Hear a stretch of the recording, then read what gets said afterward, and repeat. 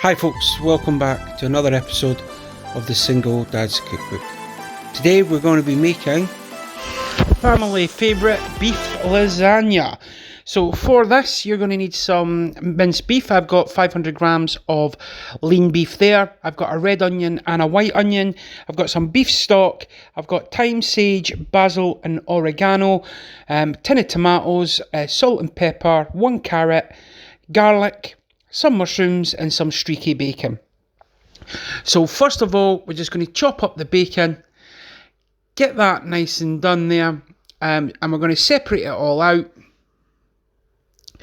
so that it cooks quicker and it's not in a big lump when you put it into the pan. This is the start of the process. You want to make sure that it's all separated. You're going to use the rendered fat from this to cook everything, all the veggies in, so they impart that smoky, salty flavour into your vegetables. And while I'm doing that, I want to take this opportunity to welcome you to the channel. If you're new to the channel, by all means, please subscribe. It costs you nothing at all, and hit that little bell. Also, get the comments down there. Tell me if lasagna is one of your favourites. And also think about following us on Instagram and Twitter. There, I say us, it's me. So there, I had just thinly sliced up the onions, and I'm going to just thinly slice up the garlic. So you can see there, I've got the 5 cloves, nice and garlicky, because you're going to cook it over, so it's going to become nice and mellow. So you've got the garlic there, and you can see those sliced onions. Now I've kept half the white onion, and that'll come into play in a little bit. So I've got half a white onion and a full red onion there. Then I've just washed some of the 3 mushrooms, and I'm just going to thinly slice these, and then I'm going to chop them into bits. This is a great way of getting an extra vegetable into the kids. Just run your knife through them, and you're getting nice little bits of the mushroom, and this will dissolve into your ragu sauce, so you can see there. And then I'm just going to run it through again, watching your fingers, and you're just wanting it like that. So, and there's loads of, you can see those 3 mushrooms turn out to be quite a lot there. So again, what you're going to do is you're just going to bring over the bowl, and you're going to add them in to the garlic and the onions, because we're going to cook all this at the same time, and we're going to sweat them all down to in a bit of seasoning. So we've got them, we're going to add them in, and I've just got a bowl there, so it's just easier to move stuff about. Then we're on to the carrot, and again, all we're going to do is we've peeled the carrot, top and tailed it, and we're going to chop this into little bits. So again, nice and simple, thin stripes, bringing them all together, turn it round at 45 degrees, and then just cut through them, and that'll give you little cubes of carrot. And that's, again, so they'll cook down. And so you can see there, the 1 carrot gives you a nice little handful, and we just add that to the veg pile. So we've got all them in. Now into this, we're going to add the seasoning. So the first one is oregano. So you want about 2 dessert spoons of oregano.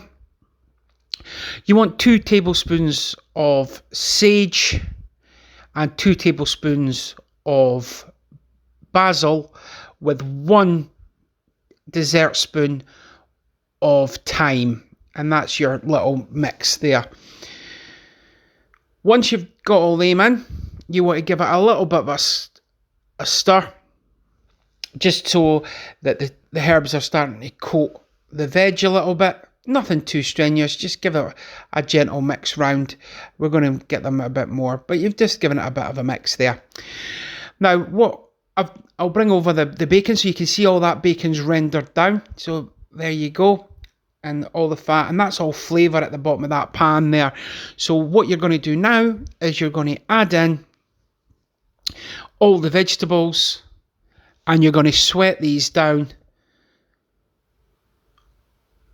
in that beautiful bacon rendered fat there, so it's just all flavour hitting the pan straight away. And you want to let them cook on the stove for maybe 5-10 minutes, just till they soften. So now we've got the other half of the onion. We've got 500 millilitres of milk. This is the bechamel sauce that we're going to be making. So in goes the onion, in goes a couple of bay leaves, and I put in 3 cloves of garlic into my milk. You can put cloves in, you can put a bit of nutmeg in, whatever you fancy. I add a bit of white pepper a bit later, and then that goes on the stove. You bring it to a boil, then turn it off and let it infuse. So there you can see all the vegetables and the bacon have now wilted down. So we've just transferred them back into the bowl, just like that. And you can see there in that pan, we've got some of the remnants, so we've not washed it. You want to keep that flavour in there. And then we add in the minced beef. And all we're going to do is we're just going to break that up and we're going to brown that off. And we're going to let it brown off in there. We've kept the spoon, still got loads of flavour in there. So we're just keeping that. We're going to break it down and then brown that off so that it becomes nice and tasty. And it's just all flavour. So you can see there, it's getting browned off.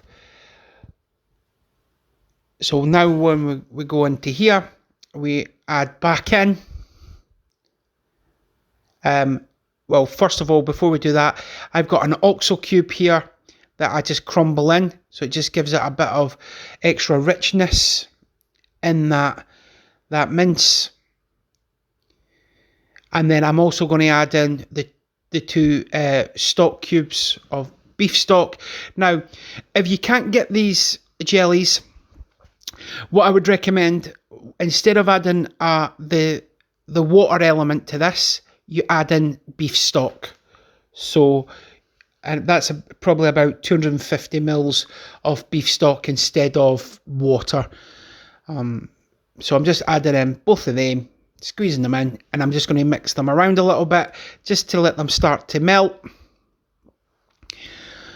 And then to this, you're going to add back in all your other ingredients.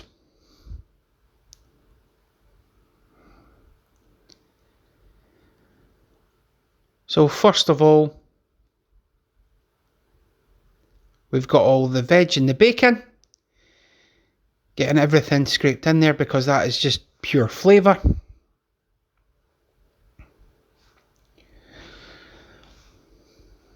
Give it a good old mix so that you're incorporating all that mince and all those veggies and bacon, and you're spreading out the beef stock. So you're cooking that through just beautifully there. You see how it's got that nice shine on it. To this, we're now going to add in some tomato puree, and I've got the wooden spoon here, and as you can see there, it's a good dessert spoon of tomato puree, and you're going to just mix that up. Again, it's just another layer of flavouring that you're putting in.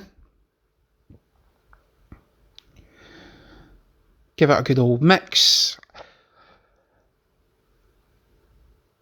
Then you're going to add in your tin tomatoes. I've got chopped tomatoes here. If you've got plum tomatoes, use them. You just need to break them down in the pan yourself.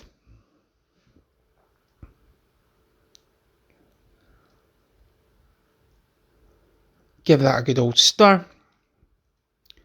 Then into that, like I said, I just fill the same tin of tomatoes with water and pour that in.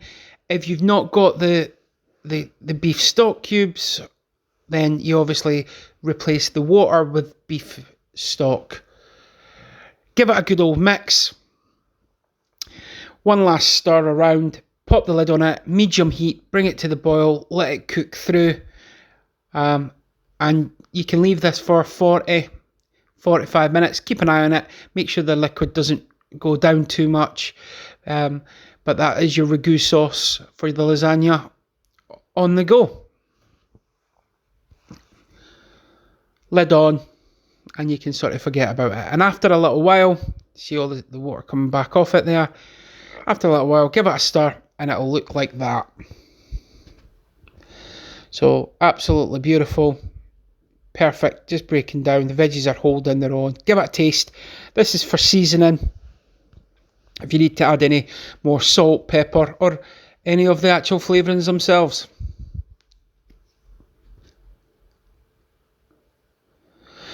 Right, so now we go into the bechamel sauce. So first we're going to just drain off the milk.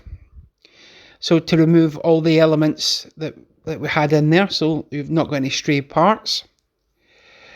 Then into the pan, we're going to put in 50 grams of butter. And we're going to let that melt. And to that, we're going to add 50 grams of flour. And we're going to make a roux. And then what we're going to do is we're going to add back in the flavoured milk until we get a nice thick bechamel sauce. And this is just a standard white sauce. And you can see there, it's starting to come together, that paste. And you just want to cook it for a few more minutes just to get out all that flour, and so it's not, you've not got any raw flour there. And I'm going to do this in real time with you, so it shows you how quick that this thickens up, okay? And that you're going to go almost past the element of it being mega thick, and you're going to bring it back in, and then you're going to let it cook off. You see there, I've just added the last little bit of the flour just to get it to the consistency that I want, and that's the full 50 grams. And you can see it's starting to come together.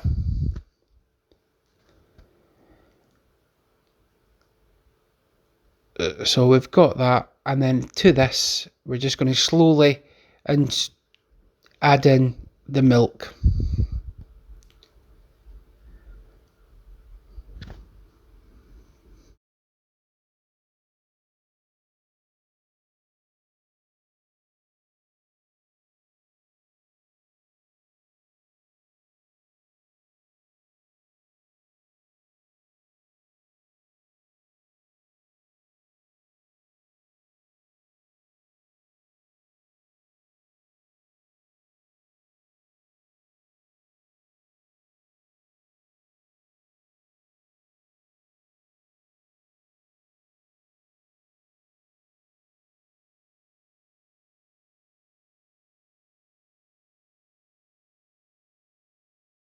Like I said, this is real time, and you can see there that, and this is why, and the reason I've done it real time is so you know that you can't leave this, just to show you. See how quick that's absorbing that milk.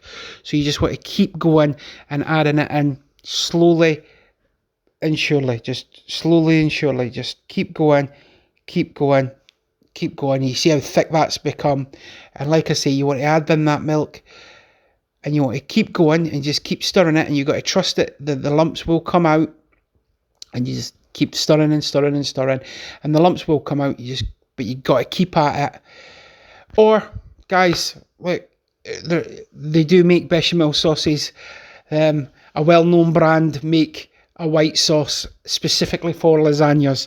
There is no shame in doing that. I'll be honest with you, I probably 80% of the time I will buy the jar stuff because it's quicker and easier than doing it this way. And you can see there, you just keep going, and after a few minutes it becomes thicker, and you just got to keep stirring it. Honestly folks, when you make this, you just got to keep stirring and stirring and stirring, and it will thicken up eventually. And you can see it there starting to thicken up, and it becomes a nice thick creamy white sauce. You see there I'm adding in some white pepper, and you want to taste it, make sure that it is to your taste, but you just keep going. And that there is the bechamel sauce made in real time. So after a little while, you see it's starting to thicken up, and as it cools, it'll thicken up even more, and you just want to get into that. So on to actually building this. I've let the filling cool down. Put a little bit in the base, and these are just pre-bought dry pasta sheets, guys. I'm not going to sit here and make my own pasta. If you do that, brilliant. Hats off to you. You can buy nice pasta sheets. You can buy fresh pasta sheets. These are just ones that I've got in the cupboard because I know most of us have got them, and I'm just layering this up now. So nice and simple. When I'm making this, I put a bit of the bechamel sauce on the pasta, just a nice little dollop. I don't spread it out, I just leave it so it's all mixed in, and then I put a good layer of the filling in. And lasagna for me is, and I read it somewhere, so I don't know how true it is, it's got to be at least 3 layers of pasta to make it a good lasagna. And I'm just going to now layer this up and then repeat the process. There's stage 1, layer 1, and again give it a bit of a press down, so you're making sure it's all nice and compact. Use the other half that I broke there earlier, bit of a jigsaw puzzle, nothing going to waste. And there, so this is the top layer. So on the top layer, just going to pour over all the bechamel that you've made or that you've bought. Again, we're not judging anybody here. It's however you've got to make it. If you've put all the effort into the sauce, the minced element, then quite right, you don't need to bother making this one. But there you go. So I just layer it nice and level there, tidy up the edges a little bit, and then to this, what I'm going to do is I'm going to just add in some grated cheese so that it goes all crispy and bubbly on the top, and again it just gives it an extra dimension on there. Then you're going to put it in the oven, guys. I had it in the oven for 45 minutes until it brings it all back up to temperature, till it's golden brown on the top. And you can have this with garlic bread, chips, side salad, whatever your family fancies. And then once it's done, it comes out and it looks like that. Guys, I hope you make this. It is a family favourite. Somebody did actually ask for me to make lasagna, so it was on the to-do list anyway. I appreciate you watching. I hope you're taking care of yourself out there. I hope you're looking after yourself, and from my family to yours. Till the next time, thanks for watching.